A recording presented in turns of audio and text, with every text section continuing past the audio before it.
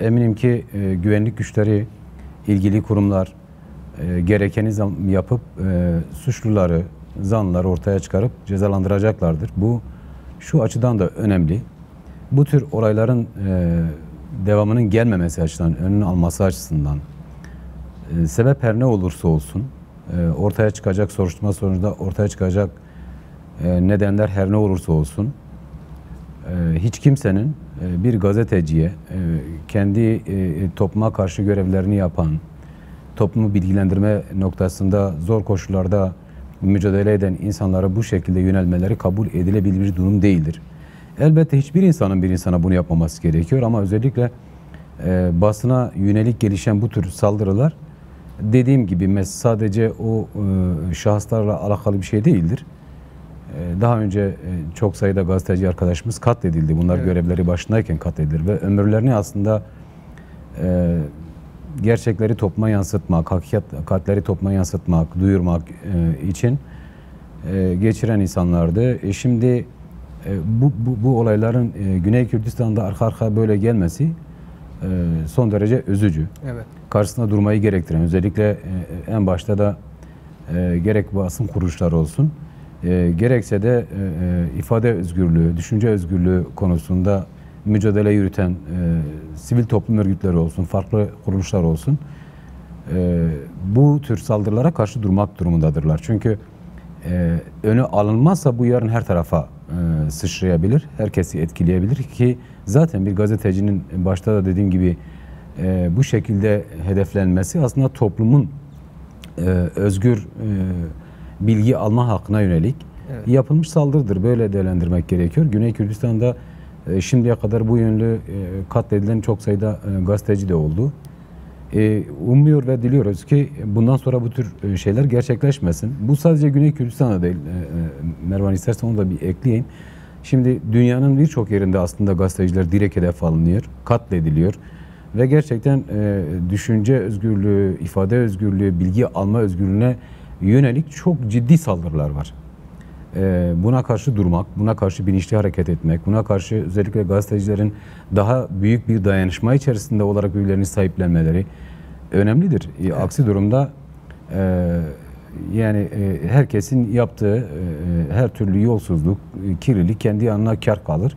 Kimsenin de bilgisi olmaz. İşte gazeteciliğin, basının böyle bir sorumluluğu, görevi var ve bunu daha çok teşvik etmek, geliştirmek, önündeki engellerle mücadele etmek gerekiyor. Evet, aslında biz de takip ettiğimiz kadarıyla hem güvenlik güçlerinin bir operasyonu olsa da faillerinin yakalandığı ifade edilse de bu saldırının için gerçekleştirildiği ve arkasında kimlerin yer aldığına dair henüz resmi bir açıklama yapılmadı. Herhalde soruşturma devam ediyordur diye tahmin edebiliriz şu aşamada. Ancak böylesi bir kırılgan süreçte Güney Kürdistan'da hem siyasi hem ekonomik krizler yaşanırken öte yandan Kürt sorununu demokratik yöntemlerle çözme konusunda tartışmalar devam ederken böyle bir saldırıyla verilmek istenen mesaj ne olabilir acaba? Bilinçli bir hedef mi? Şimdi elbette soruşturma, inceleme sonuçları ortaya çıktıktan sonra daha net insan değerlendirme yapabilir. Çünkü bu olayın nasıl gerçekleştiği, arkasındaki kişilerin kimler olduğu ya da nerelere bağlı olduğu, var mı başka bağlantıları, münferit olay mı? Çok da münferit bir olay gibi görünmüyor. En azından şu andaki şeyden yola çıkarak, şu ana kadar ortaya çıkan durumdan yola çıkarak bunu belirtebiliriz ama tabii ki ilgili soruşturma birimlerinin bunu ortaya çıkarması ve mahkemeye vermesi gerekiyor. Yapılacak yargılama sonucunda bu tür şeyler netleşir, ortaya çıkarılır. Fakat bu bize şunu sorgulatıyor tabii ki. Süleymaniye gibi Güney Kürdistan'ın en temel kentlerinden bir tanesi ve en işlek caddelerinden bir tanesinde, şehrin merkezi diyebileceğimiz bir yerde insanlar çok rahatlıkla gelip bu tür bir saldırı gerçekleştirebiliyorsa ciddi bir durum var demektir. Yani toplumsal anlamda, siyasal anlamda yaşanan durumlardan bağımsız değildir. Kim nasıl cesaret edebiliyor, kim neyi göze alarak bunu yapabiliyor ya da neye güvenerek bunu yapabiliyor, bunun temeli ne, gerçekten kimlerle nasıl bağlantıları var, bu kadar işte pervasızca bir saldırı gerçekleştirebiliyorlar. Elbette bunu sorgulamak gerekiyor. Tabii ki bu dediğim gibi bilgi ve belgeleri ortaya net olarak çıktıktan sonra insan daha net değerlendirir ama şimdi Güney Kürdistan'da ciddi bir belirsizlik var. Ciddi bir siyasal anlamda belirsizlik var. Toplumsal anlamda bir rahatsızlık var bu anlamıyla. Yani biraz tabii dünya biraz böyle aslında, sistem ciddi bir çalkantı durumda. Orta Doğu kendi içerisinde çok ciddi bir bunalım yaşıyor. Biraz anominin hakim olduğu bir dönemden geçiyoruz, zamandan geçiyoruz. Bunun Kürdistan'da daha fazla yansımaması, Kürdistan toplumunda bu tür olayların önünü açmaması açısından da ilgililerin, yetkililerin çok ciddi sorumlulukları var. Yani işte örneğin Orta Doğu'da 3. Dünya Savaşı yaşanıyorken bunun dolaylı şekillerde farklı yerleri etkilememesi, toplumsal psikolojiyi etkilememesi, toplumsal kültürü, ahlakı etkilememesi mümkün değildir. Savaşın öyle bir karakteri vardır yani başınızdaki coğrafyada yaşandığında bu sizi etkilemez diye bir şey yoktur. Bunun değişik etkileriyle siz de karşılaşırsınız. Belki sıcak savaş anlamında belli bir coğrafyada cereyan eder ama onun toplumsal etkileri olur, onun kültürel etkileri olur, onun ekonomik etkileri olur. Değişik şekillerde etkiler. Çünkü 21. yüzyılda yaşam her açıdan birbirinin içine geçmiş durumdadır. Coğrafyalarda evet sınırlar vardır fakat bu sınırlar artık iletişim çağında bu kadar da birbirini etkilemez pozisyonlarda değildirler. Dolayısıyla Güney Kürdistan'daki siyasetin de kendisine sorması gerekiyor. Aydınların kendilerine sorması gerekiyor. Toplumsal sivil toplum örgütlerinin kendilerine sormaları gerekir. Bir tür olaylar eğer Güney Kürdistan'da yaşanıyorsa dediğim gibi bu kadar aleni açık yani en merkezi kentlerin en merkezi caddelerinde, sokaklarında yaşanıyorsa bu bir toplum için SOS verme halidir. Ciddi tedbirleri gerektiren, ciddi tehlikelerin kapıda olabileceğinin sinyalleridir. Ki sadece o da değil. Mesela şunu biliyoruz değil mi? Günlerdir, hatta aylardır sürekli kadın cinayeti haberleri geçiyor. Şimdi toplum mesela bunu sorgulamak zorunda. Herhangi bir olay değildir. Herhangi bir vaka durumu değildir kadın katliamı. Bir cinayet durumu yaşanıyor ve sürekli kadınların hedeflenmesi bir toplumsal sorunun işaretidir. Bir siyasal sorunun, zihniyet sorununun işaretidir. Onun önünü almazsan peyderpey bu tür şeyler gelişir. Bugün bunlar gelişir, yarın da başka yerlere kadar varır. Ne olur zaman ciddi bir keşmekeşlik, kuralın kaidenin geçerli olmadığı, herkesin istediği zaman istediği yerde insanları öldürebildiği, gücü elinde bulunduranın güçsüze rahatlıkla hükmedebildiği. Şimdi bu o zaman toplumsallık nasıl bir toplumsallıktan söz edebiliriz? Nasıl bir yönetimden söz edebiliriz? Bunlar hepsi sorgulanmak zorunda kalır. Bunu düzenlemek, toplumsal yaşamı, siyasal yaşamı, ekonomik yaşamı düzenlemekle mükellef olanların da dönüp kendilerine sorgulaması gerekir. Toplumsal muhalefetin de bu anlamda çok daha duyarlı olması gerekiyor. Evet. Yani bu ciddi bir zaaf durumdur. Böylesi bağlantılı olarak ele almak daha doğrudur diyorum. Evet, öyle sanıyorum ki ilerleyen günlerde biraz daha resmi açıklamalarla birlikte bu olay daha netleşmiş. Perde arkasında ne olduğu ortaya çıkar. Bir 10 gün öncesine gitmek istiyorum. Lalezar olayı hala çok konuşulan bir konu ve özellikle programımızın veya Güney Türkçe diliyle takip eden özgür basın takipçilerinin merak ettiği bir konu. O yüzden özellikle bu programda ele almak istiyorum. Süleymaniye'de yaşanan çatışmalar bilindiği gibi Süleymaniye Asayişi Lahur Şeyh Ceng'e yönelik bir operasyon gerçekleştirdi. Bu operasyonun sonuçları hala konuşuluyor ancak yaşanan bu çatışmaların perde arkasından nelerin olduğu hala biraz merak edilen bir konu. Güvenlik güçlerinin paylaştığı bazı bilgiler, belgeler, itiraflar var. Buna dair neler söylenebilir? O gün neler yaşandı? Şimdi Lalezar olayı kendiliğinden ortaya çıkan bir ani gelişme değildir elbette. Evet. Bu konu da halen yargıda, halen soruşturması devam ediyor. O açıdan bir tarafı suçlamak basın ahlakı gereği de yapmamamız gereken bir şey. Fakat şöyle bir durum var. Yani Başur Kürdistan'da siyasetin demokratik temelde gelişmemesi, demokratik bir siyasetin hakim olmaması, siyasi yani muhalefet çevresinin kendisini özgürce ifade etmemesi, bölge yönetiminin bir merkezden yönetiliyor olmaması, ortak kanunlar, yasalar herkese işletiliyor olmaması ciddi bir zaaftır. Bu kendisiyle birlikte bu demokratikleşme gelişmediği sürece Kürtler Başur Kürdistan'da demokratik bir sistemi gerçek anlamda hakim kılmadıkları sürece giderek bu tür olayların gelişme riski vardır. Şimdi birçok iddia orada atılıyor. Mesele bu iddiaların hangilerinin doğru olup olmadığı değildir. Mesele bu iddiaların ortaya çıkma koşullarını sorgulamak gerekiyor. Mesela bu olayların yaşanıyor olmasına neden olan koşulları, durumu sorgulamak gerekiyor.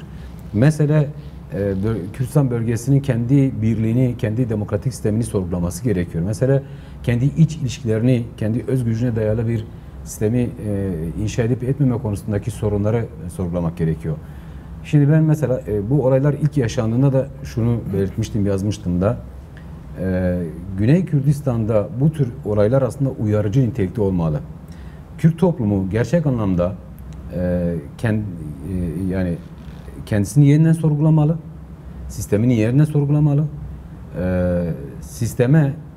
mevcut sisteme karşı sorgu temelinde yeni bir demokratik sistemi nasıl inşa edebileceğinin, buna nasıl katılabileceğinin yol ve yöntemlerini aramalı. İkincisi, Güney Kürdistan'da bu tür olaylar gelişiyorsa bunun zemini Güney Kürdistan'da birliğin olmamasıdır. İki bölgeye ayrılmış iki farklı yönetimin olmasından kaynaklıdır. Bunun nedenleri vardır. Yani en azından bu iki farklı yönetim erkine ayrılmış olmak da bunda bir parça etkendir. Yani temel belirleyici etkendir demeyelim ama bu da bir etkendir. O açıdan sorgulamak gerekiyor. Diğeri Güney Kürdistan'da örneğin Süleymaniye'nin iç karışıklık yaşaması, siyasi anlamda bir bunalım yaşaması, bir iç çatışmaya varacak bir boyutta bir duruma gelmesi kimin işine yarar diye sorgulamak gerekiyor. Bu da çok önemli. Çünkü bu bölgede Kürdistan üzerine hesap kitap yapan dünya kadar güç var. Hem bölge güçleri var hem dış aktörler var. Evet. Şimdi bu açıdan doğru analiz edilmez. Gerçekten iç barışın zedelendiği, çatışmaların hakim olduğu bir durumda kimler ne fayda sağlar üzerinden bir sorgulama yapılmazsa biz işi doğru okumamış oluruz. İç çelişkileri sürekli körükleyen güçler vardır. Bundan nemalanan güçler vardır. Bana göre böyledir. Bunun ismini belki bu soruşturmanın sonucunda bazı şeyler daha da netleşir, daha ismini net koyarız ama Güney Kürdistan'da, Süleymaniye'de eğer bu olay gerçekten doğru anlaşılmak isteniyorsa mutlak olarak hem bu yaşanan parçalanma işte Hevler ve Süleymaniye denklemindeki parçalanma hem de Süleymaniye üzerine hesapları olanların çok belirleyici olmazsa da teşvik edici pozisyonları vardır. Yani şunu sonuca varabilir mi insan? Yani bu çatışma aslında Süleymaniye'ye yönelik bir müdahalenin de ürünü müdür acaba? Hem Süleymaniye hem Güney Kürdistan'ın geneline. Şimdi şunu söylemek gerekiyor. Süleymaniye'nin ya da işte diyelim Soğan bölgesi geneli anlamda bir iç karışıklık sadece burasıyla sınırlı kalmaz. Bütün Güney Kürdistan'ın, federal bölgenin çelişkili çatışmalı olmasına neden olur. Aslında bütün Kürtlere kaybettirir. Dolayısıyla Kürtlere kaybettirecek, Süleymaniye şahsında Kürtlere kaybettirecek bir durum kendiliğinden gelişmez. Kürdistan'da hiçbir şey kendiliğinden gelişmiyor. Kürdistan üzerinde hesapları olan güçleri mutlak olarak göz önünde bulundurmak, ne tür çıkarları olabileceğinin, bu tür olaylarda ne tür roller alabileceklerinin hesabını yapmak gerekiyor. Evet, bir iç mücadele olabilir. Kendi siyaset aranasında demokratik temelde herkes birbiriyle mücadele edebilir. Ama olayların, örneğin işte Yeneke'nin, şimdi bunlar hepsi iddia düzeyinde halen mahkeme belki yarın bunu netleştirir, belgelerin ortaya çıkabilir. Bir işte Yeneke yetkililerine yönelik suikast girişimi kime yarar? Şimdi mesela eğer gerçekten bu böyleyse Lahor Şehircengi ya da çevresinin ya da bir başkası da olur. Bu çok da isim önemli değildir. Evet. Bu tür hesapları yapanlar bunun Kürdistan'da bir toplumsal kaosa neden olacağını hesaplamıyorlar mı? Hesaplıyorlar. Böyle gelen, velev ki böyle bir durumda bölgedeki iktidarı da ele aldı. Bu iktidar elde tutulabilir mi? Mümkün değildir. Peki mesela elde tutsa dahi bunun kendisiyle birlikte toplumsal bir aşınmaya, öyle değil mi? Doğru. Neden olabileceğini, kendisini eğer varsa ki ben en azından öyle değerlendiriyorum. Bu tür durumlarda kesinlikle eğer bir plan yapılmışsa bu yönlü tek başına değildir o çevreler. Arkalarında Evet. farklı şeyler vardır. Peki bunu teşvik edenler, azmettirici derler ya, azmettiriciler de vardır. Azmettiriciler ya da teşvik edenler ne tür hesaplar yapıyorlar? Bunları sorgulamak gerekiyor. Bunları sorgulamadan, çözümü oradan bulmadan biz doğru sonuç elde edemeyiz. O açıdan ben sadece işte bir nasıl söyleyeyim, bir dar iktidar kavgası olarak değerlendirmiyorum. Sadece bir bir siyasal çelişki, muhalefetle iktidar kavgası olarak da değerlendirmiyorum. Bunun daha farklı boyutları vardır. Kürdistan üzerine hesap yapanların etkileri vardır. Hesap kitapları vardır. O açıdan çok akıllıca bir siyaset yürütmesi gerekiyor. Özellikle YNK'nin bu konuda çok daha dikkatli olması gerekiyor bana göre. Çünkü son kertede Süleymaniye'de yaşanacak bir karışıklık belirttiğim gibi bütün Güney Kürdistan'ı etkileyecek. Bütün Güney Kürdistan'daki o etkilenme kendisiyle bütün Kürtlere etkileyecek ve dolayısıyla Kürtlere kaybettirecek. Bunun Kürtlere kazandıran bir durumu olmayacak. Biz çünkü şunu tarihten tescillidir, yani birçok örneği yaşandı. Kürtler arasında çatışmalar yaşandı. Örgütler arasında açık aleni savaşlar yaşandı ve Bırakıcı ismi konuldu. Peki bu Kürtlere ne kazandırdı? Hiçbir şey. Şimdi bunu yani bazen bir şehir merkezinde olup olmaması mesele değil. Kürtler arası bir çatışmanın böyle olması hiç doğru değildir. Yani buna karşı durmak da herkesin görevidir. Bunu işte onun için söyledim. Yargıya düşen görev gerçekten bunu bütün yönleriyle ortaya çıkarıp belgeleriyle bütün topluma göstermesi ve her şey ortaya çıktıktan sonra özellikle sivil toplum kuruluşları, siyasi partilerin de gerçekten ortak cephede bir araya gelip ulusal bir tutum sergilemeleri gerekiyor. Mevzu bahis olan sadece işte bir iki kişi arasındaki ya da bir aile içerisindeki şey değildir. Çünkü o aile sonuçta bir bölgenin siyasetine yön veren bir ailedir. Kendi içinde parçalanmış olabilir. Ama sonuçta o siyaset topluma karşı siyasi sorumluluk şeyle hareket etmelidir. Siyaset böyle yürütülür. Yoksa sadece kendi iktidarınızı yapmak değildir, kalıcı kılmak değildir, hakim kılmak değildir ki siyaseti böyle yürütmek, böyle geliştirmek gerekiyor. Aksi durumda bunun şimdi en tepede bu yaşanırsa işte toplumsal tabanda da yaşanır. Biraz önce bahsettiğimiz işte şimdi Emin Mamen'de yönelik yapılan saldırı. O zaman bu tür olaylar, vakalar her tarafa yayılır, siz önünü tutamazsınız. Tam bir toplumsal kaos yaşanır. O açıdan doğru soruşturması ortaya çıkarılması gerekiyor ve bunun mutlak olarak Kürtlere zarar verdiği bilinciyle hareket etmek gerekiyor. Peki bu çatışmaların Süleymaniye ve YNK siyasetine olası etkileri de aslında konuşulmaya değer bir konu. YNK bu çatışmadan hemen sonra yine bir forum, konferans gerçekleştirdi. Ulusal birlikten yana olduğunu ortaya koyan Rojava heyetiyle fotoğraflar vesaire ortaya koydu. Yine uluslararası birçok güçle, büyükelçilikle bir araya geldi. Aslında kontrolün biraz daha kendisinde olduğunun mesajını veya görüntüsünü verdi. Tam olarak tanımlamakta zorlanıyorum şu an. Ancak bu Lalezar olayının yaşanan bu durumun Süleymaniye ve YNK'nin geleceğini nasıl etkileyeceği hakkında neler söylenebilir sizce? Yani YNK ondan önceydi benim hatırladığım kadarıyla bu sizin bahsettiğiniz konferansın organizasyonu. Daha önce planlanmıştı. Planlaması daha önceydi. Evet, doğru. Yani o şeyde böyle bir bu tür şeyler önemli aslında. Yani olması gereken şeyler bu tür şeyler. Konferanslar, toplantılar, demokratikleşme yönünde tartışmalar, yani bunun demokratikleşmenin nasıl gelişebileceği yönlü tartışmalar, önündeki engeller masaya yatırılmalı. Hem Güney Kürdistan'da hem de tüm Kürdistan'da, hatta işte o konferansın maliyeti biraz Arap dünyasıydı da bütün bölgede nasıl gelişebileceğini tartışması yapmak. Süleymaniye özellikle Kürtlerin aydın kenti olarak bilinir. Bu tür şeylerin gelişmesi gerekir. Bu tür şeylerle anılması gerekiyor. Şimdi biraz önce bahsettiğimiz Lalezar olayının gelişmesi ki eğer önü alınmazsa bu fotoğrafa çok ciddi anlamda zarar verecek. Evet. O işte konferansın yapılması bir anlamıyla şunu bir daha gösterdi. Yani Kürtler isterlerse öncülük edebilirler birçok şeye. Hep birlikte de öncülük edebilirler. Aslında o gücü, doğru temelde onun için demokratik siyaset diyoruz. Demokratik siyasette bir araya geldi mi, şimdi farz edin mesela konferanstan birkaç gün önce o olay yaşandı. Oysa o olayın yaşanacağına Kürdistan'daki bütün o siyasi partiler bir araya gelmiş olsalardı, evet bir parti öncülük edebilir ama diğer partiler de orada hazır bulunsalardı, Lahor'un partisi de orada hazır bulunsaydı. Çok daha güzel bir görüntü olurdu. Tabii ki çok daha güzel bir görüntü olurdu ve Kürtlerin ortak haklı açısından da çok iyi bir şey olurdu. Ya ve Kürtler bu ortak haklı ortaya çıkarmalılar. Yani kendi içlerinde farklı siyasi partilerin olmasının şey nedir? Mantalitesi nedir ya da sebebi nedir? Siyasal olaylara, toplumsal olaylara farklı cephelerden bakmaktır. Yani farklı yol ve yöntemlerle toplumsal sorunları çözebileceğini ortaya koymaktır. Ama sizin bir de ortak aklınız olmak zorunda. Sonuçta siz bir bölgede yaşıyorsunuz, bir ulus temsil ediyorsunuz.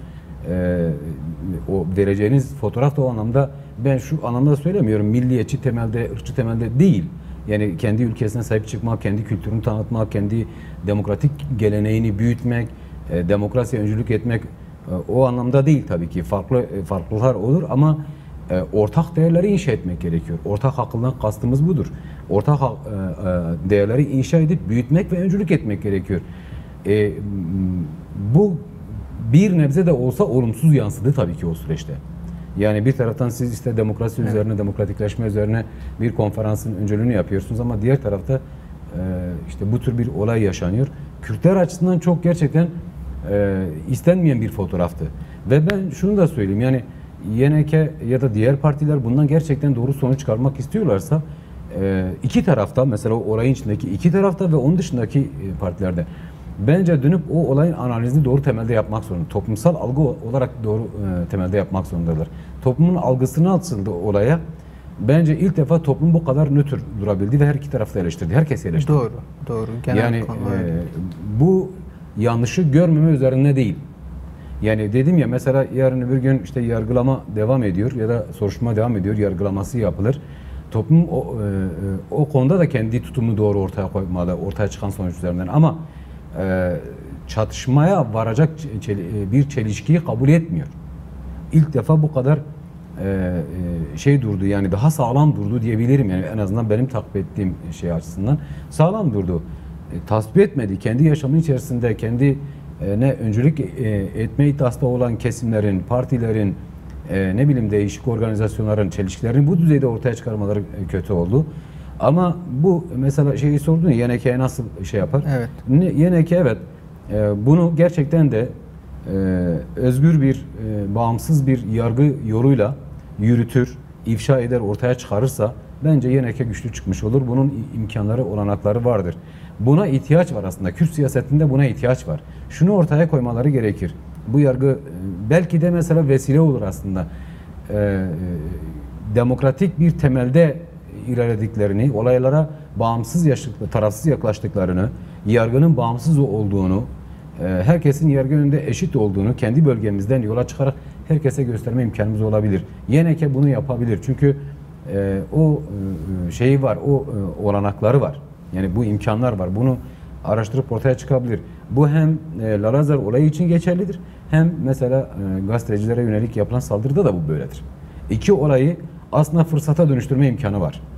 Ve oradan yeni bir demokratik çıkış yapma, toplumla doğru buluşma gücünü konsolide etmek istiyorsa, daha da güçlenerek bu tür şeylerden çıkmak istiyorsa, sorun sadece görüntüyü verip kurtarmak değildir. Yani konferans yapıp işte buradan yani dediğim gibi, ama konferans zaten daha önce planlanmıştı ama şimdi bu olaylar yaşandıktan sonra halen bu yönlü tartışmalar var. Halen biraz kafalar karışık. İşte bu kafa karışıklığını doğru temelde giderebilecek, sorulara gerçek ve net cevaplar verebilecek, tarafsız cevaplar verebilecek yargıyı işletmesi gerekiyor.